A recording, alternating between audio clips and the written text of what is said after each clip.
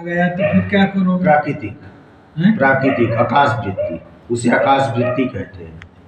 वो माफ है। जैसे आप जा रहे हो, लाखों जीव आपके पैरों के नीचे मर जाते हैं, उसका पाप लगता है? नहीं लगता है। लेकिन आप एक प्लानिंग से ऐसे मारो, ये चोटी भी ऐसे मारो तो उसका दंड आपको भोगना पड़ेगा। लेकिन आप रास्ते में जा रहे हो, लाखों जीव पैरों के नीचे मर जा रहे हैं, कुछ भी, आपको पाप लगता है? नहीं लगता है। तो आकाश वृत्ति से जो हो जाए स्वाभाविक, उसमें दोष नहीं है। लेकिन आप अब समझ के कर रहे हो तो कोई मतलब नहीं है। और नर्मदा परिक्रमा का मतलब है मार साहब, सूर्य उगने के बाद चलना, जब उसका समय हो जाए, और फिर अस्त के पहले पहुंचना, ये नियम है। इसके बाद दुकान से कोई भी सामान लेके नहीं खाना, शयन नीचे करना, जहाँ एक बार आसन लग गया नहीं उठाना, और आरती पूजा करने के बाद भोजन करना, और गहराई में जाओगे तो अल्पाहार भोजन, 4 हिस्से में एक हिस्स भोजन, एक हिस्स पानी, एक हिस्स खाली, और एक हिस्स भजन। समझ रही हैं? शयन कक्ष, दो से ज़्यादा ड्रेस नहीं होना चाहिए, कपड़ा आपके पास, एक ओढ़ना, एक बिछौना, उससे ज़्यादा नहीं। जहाँ भी गए कोई मांग नहीं करना,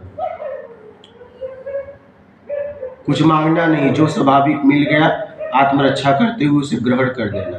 सामने वाले को धन्यवाद बोल के निकलना, जिसने आपको भोजन कराने का निमित्त बना, इसलिए कि साधना में सहयोगी हुआ आपके,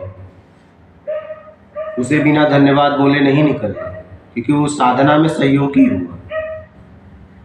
और वो सहयोग इसलिए किया कि आप नर्मदा परिक्रमा कर रहे हैं, ऐसे। तो इसके नियम है। और बिना नियम का, अच्छा बताओ, बिना नियम का अगर विद्यार्थी पढ़ेगा तो पास होगा? अब पता चला कि वो क्लास में तब जाए जब घंटी का वो पीरियड हटने वाला हो, तो बैठ जाए जाके, तो कोई मतलब है मार साहब? आप तो शिक्षक हो। नियम संयम धैर्य नहीं होगा तो कोई मतलब नहीं। जैसे अभी अपन खाना खा दिया नहीं गुरुजी, अब खाना खा रहे हो, वो 2 बार आ गया कमल, 2 छठी में गलती की है उसने, उसकी गलती है क्योंकि वो देख रहा है। अधिकतर मेरा समय मिडिल स्कूल में रहा, तो छठी में नए बच्चे आते थे, छठी में उसको समझा देना 15 दिन में, जैसे नया आया नहीं, उसको सब समझा देना कि ऐसा ऐसा तेरे 8वीं तक रहना है, बीच में गड़बड़ मत करना। तो बच्चे भी है ना, जैसे अपने छठी में उसको समझा दिया, पालन तो कोई नहीं करता महाराज जी। फिर अच्छा एक बात बताओ, मैं आपके यहाँ 19 से आता हूँ, मैंने आप तक कभी कहा कि 1 कप चाय बना के दो? ध्यान दीजिएगा,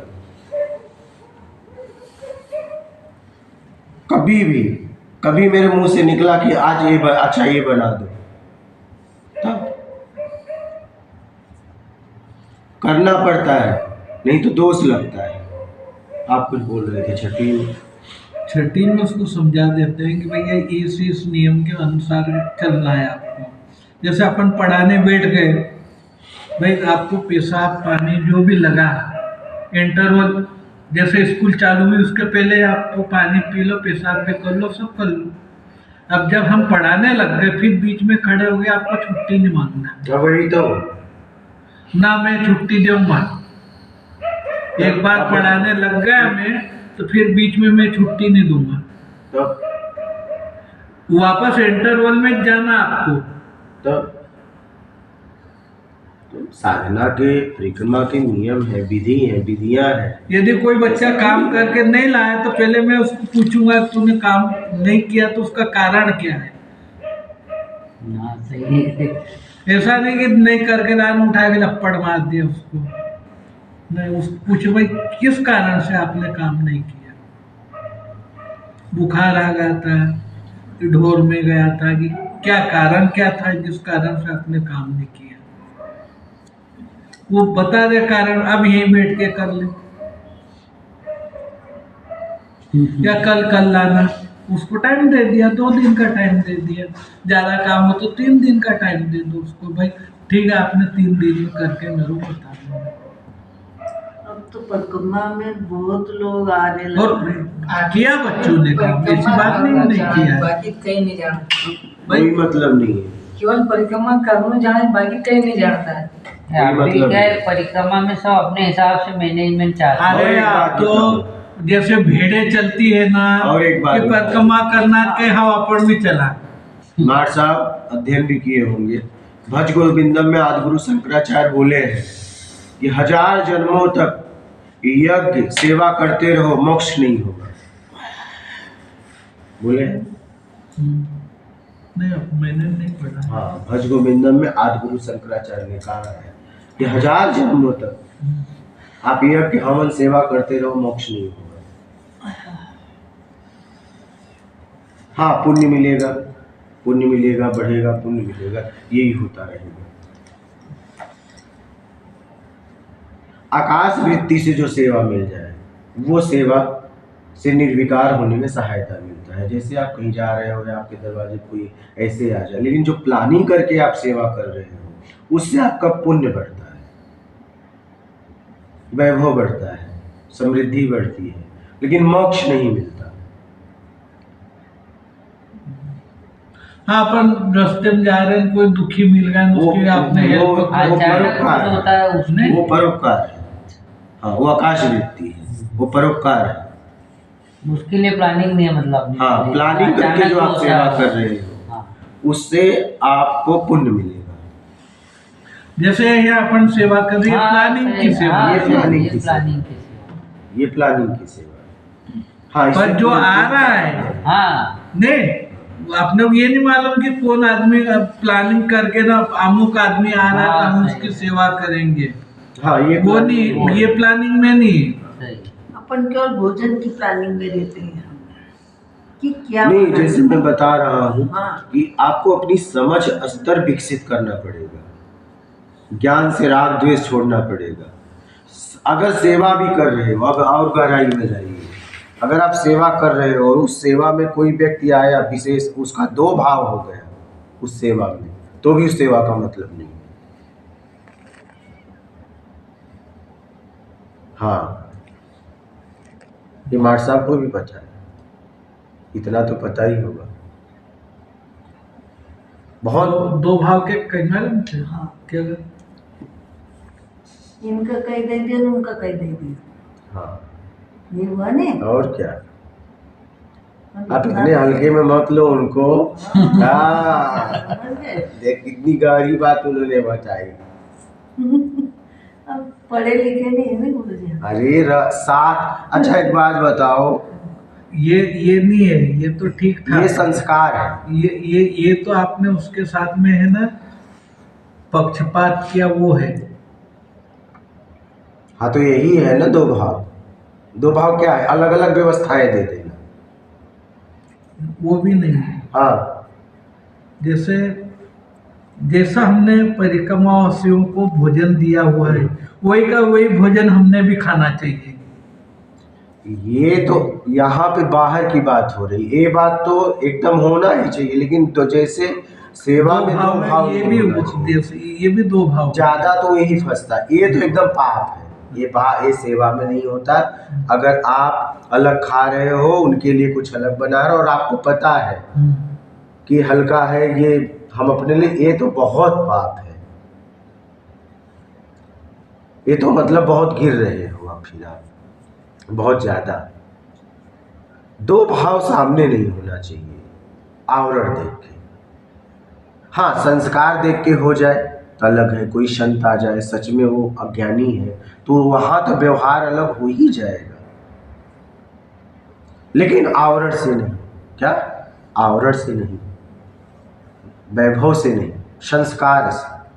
भाई कोई परम पुरुष आ गया तो उसका तो वहां के प्रति तो भाव कुछ अलग हो ही जाएगा। वो भाव समर्पण का होता है, ये भाव अहंकार का होता है। जो बाहर का आवरण से देख के आप 2 भाव किए, ये अहंकार का है। और ये भाव समर्पण का है कि कोई संस्कारी पुरुष है तो उसके प्रति तो हमारा समर्पण हो जाता है, स्नेह प्रेम हो जाता है।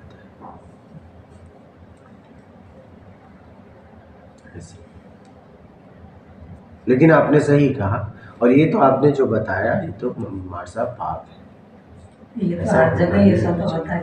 नहीं होना ही नहीं चाहिए। कहीं तक होगा नहीं कि ऐसा होता नहीं होगा। नहीं हो, जैसे नहीं होना चाहिए, अब होता क्या है वो तो बात की बात है, होना नहीं चाहिए। जैसे मैं आपको बताऊं कि ये हॉस्टल होम रहते हैं ने, वहाँ भी ऐसी चीजें चलती है, कई कई पर नौकरों चलता है। के द्वारा जो संचालित होता है तो वो भी कर लेते हैं। हाँ, एक साधन नहीं हो, एक उस समय की बात अलग रहती है। हाँ लेकिन होना नहीं चाहिए, होना चाहिए,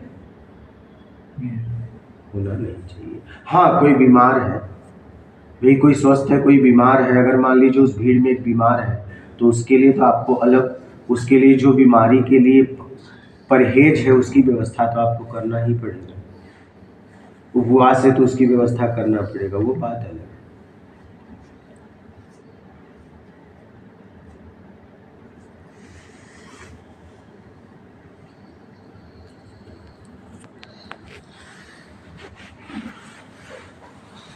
ये तो संभव लगता नहीं हो कि पूरी परिक्रमा में से हुई सके होएगा। तो इस नहीं समय नहीं ये होगा तो जब फिर भोगना भी तो पड़ेगा। अरे ये सिर्फ सिद्धांतिक बात है। हाँ सिद्धांत की बात है, व्यवहार जीवन में बड़ी कठिनाई है। बहुत कठिनाई। अरे मार साहब ये देखो, ये लोग कहते हैं कि हम जब संन्यास धारण करते थे, ये संन्यास धारण करना मामूली बात नहीं, संन्यास धारण करना सरल है पर उसके ऊपर चलना बहुत कठिन है।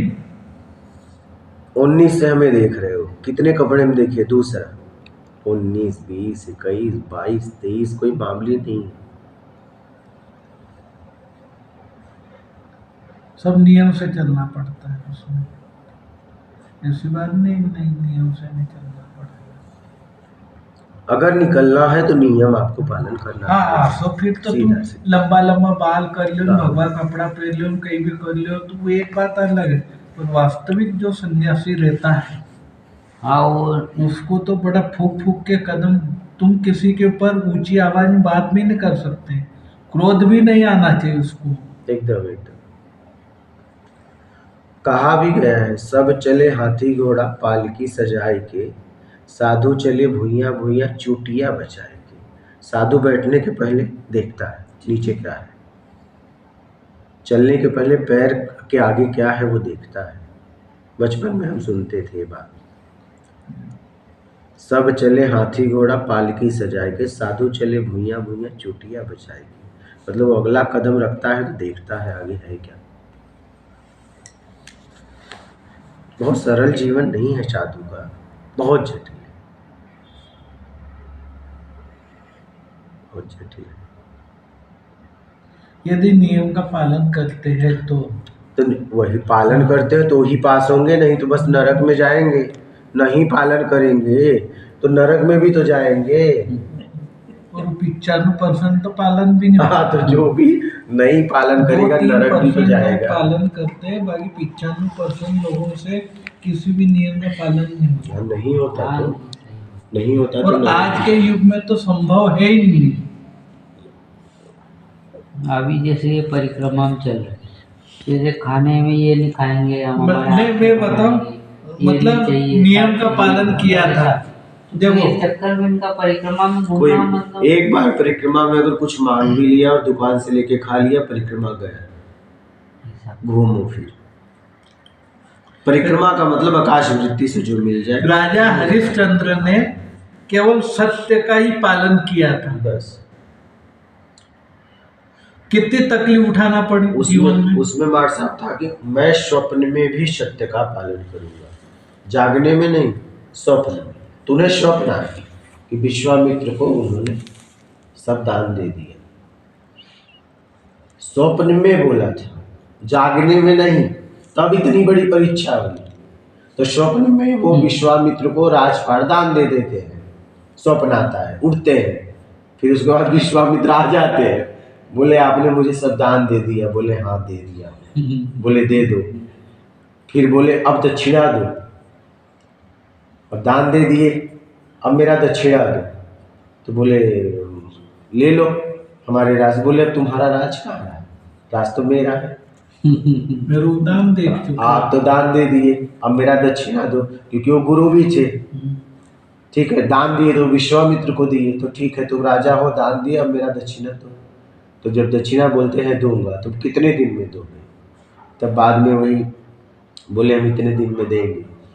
तब जाके वो करते करते विश्वामित्र तगादा करने आ जाते हैं। फिर इसके बाद पत्नी की बोली लगाता। अब देखिए क्या सम्राट अपनी पत्नी की बोली लगा रहा है कि मेरी पत्नी को इतने में ले लो। तब पत्नी को खरीदता है कोई। इसके बाद कहते हैं बच्चों को भी ले लो, उसको भी बेच देते हैं। फिर अपने को डोम के यहाँ बेच देते हैं। फिर भी अभी परीक्षा पूरी नहीं हुई है। तब जब उनके बच्चे को सांप काटता है, तो उसके बाद वो लेके शमशान जाती है पत्नी। पहचान तो जाते हैं, कहते हैं कर लाओ। बोले हमारे पास कुछ भी नहीं है। बोले हम बीत चुके हैं, हम जब तक कर नहीं लेंगे तब तक हम जला नहीं सकते। तब वही साड़ी का अचरा फाड़ती है और तब परीक्षा पूरी होती है। तब विश्वामित्र सब प्रकट हो जाते हैं। सब इतनी परीक्षा होती है, सरल थोड़ी ना है। कुछ भी आप अगर जीवन में संकल्प लेते हो तो इतना सरल नहीं है उसको पार करना। इसलिए आप मोक्ष की तरफ बढ़ रहे हो, मुक्ति की तरफ बढ़ रहे हो। इतना सरल है क्या? बातें करना सरल है, बातें करना बहुत सरल है।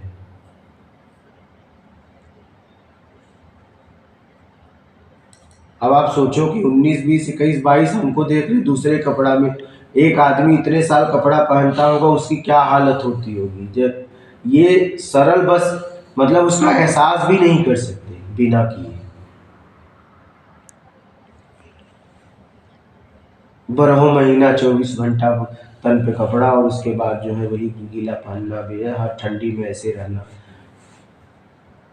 कल्पना अगर मुझे मतलब कुछ साधनाएं तो मेरे जीवन में ऐसी हो गई कि अगर दोबारा करना हो तो मैं कांप जाते हैं, रोंगटे खड़े हो जाते हैं। लेकिन वो बीत गया। क्योंकि उत्तराखंड का जब मैं वो भ्रमण कर रहा था मेरे पाँव इतने, और जब मैं ऐसे कर दूं तो टप टप खून गिरता था। तो मेरे आंखों से आंसू आते थे। लोग देखते थे, बोलते थे दवा लगाइए। बोला कट जाएगा, दवा नहीं लगाएंगे। तो जब रात को सोता था ना तो ये फटता था। क्या फटता था? तो नींद नहीं आती थी तो उठता था और चमड़े को खींच खींच के नोचता था। तो खून जब उसमें से निकल जाए तो हल्का हो, और तब जाके नींद आती थी। और सुबह जब पैर में चप्पल ऐसे करता था तो मतलब एक ऐसे कई बहुत समय लगता था। एक कदम चलने में आंखों से छर आंसू। 20-20, 30-30 किलोमीटर पहाड़ चढ़ता था। इतना सरल नहीं है साधन। बातें करना बहुत सरल है, बहुत सरल है।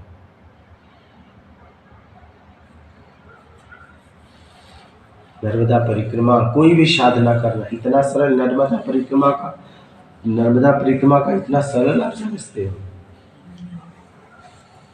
अल्पाहार भोजन, नीचे सोना, 2 सिर से ज़्यादा कपड़ा नहीं। क्योंकि आप चाहे गृहस्थ हो चाहे सन्यासी, साधक का जीवन का तो चुनाव किए हो, मोक्ष की तरफ बढ़ रहे हो।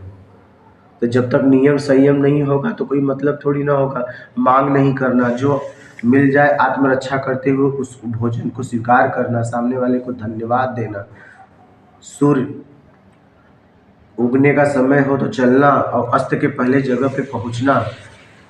उस समय उसके पहले जहाँ भी आसन हो लगा लो, किसी से व्यवस्था ना पूछना। रास्ते में जहाँ भी हो जाए पेड़ के नीचे भी निवास कर लेना, पानी पी के भी सो जाना। और मैं तो परिक्रमा में नहीं, भ्रमण में हूँ तो भी पानी पी के सोया हूँ। आप समझ रहे हो? हाँ, कई रात तो मैं ऐसे जनवरी दिसंबर के महीने में रात ऐसे ओमकारेश्वर में गुजारा हूँ ऐसे ही। और वो रात हजारों साल के रात बराबर होती है, आपको मैं बता दूं। मतलब रात नहीं बीतती। और जैसे ही सुबह होती है, सूर्य जैसे उगता है, रोम रोम मतलब खुशी से झूम जाते हैं। आप समझ रही? वो मतलब एहसास ही अलग है। तो इतना सरल नहीं है, बातें करना बहुत सरल है। भूख प्यास, मान सम्मान, अपमान। क्यों बोला जाता है शंकर भगवान को श्रेष्ठ क्यों बोला गया? देव को देव महादेव ऐसे ही नहीं, अपमान का घूंट जो पी लेगा वो श्रेष्ठ कहलाएगा। विष का मतलब क्या है? अपमान की घूंट। मतलब सामर्थ्य होने के बाद भी मैं अपमान आपका सह रहा हूं और मैं आपको कोई भी जवाब नहीं दे रहा हूं, कोई प्रतिक्रिया नहीं दे रहा हूं, न तो बाहरी न तो आंतरिक, दोनों की परीक्षा होती है, न तो बाहरी न तो आंतरिक। ऐसा नहीं कि अंदर से कुछ उसे जवाब देना है, नहीं, कितना भी अपमान करे अंदर से भी जवाब नहीं देना है, अंदर से भी ऐसा। ने किया है ना अपमान, उसने अपना दक्ष ने, प्रजापति, दक्ष प्रजापति ने। हाँ, उन्होंने फिर भी किया वो था। कुछ नहीं उन्होंने कहा। नहीं, कुछ नहीं कहा तो माता